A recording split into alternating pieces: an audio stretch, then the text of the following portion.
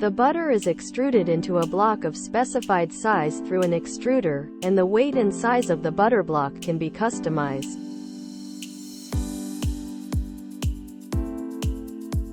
The butter block arrives at the folding and packaging machine through the conveyor belt.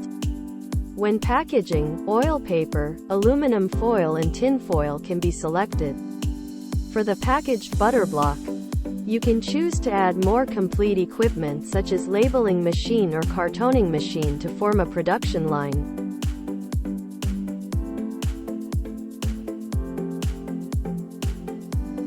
The price of this machine ranges from $50,000 to $200,000, depending on the size of the butter block.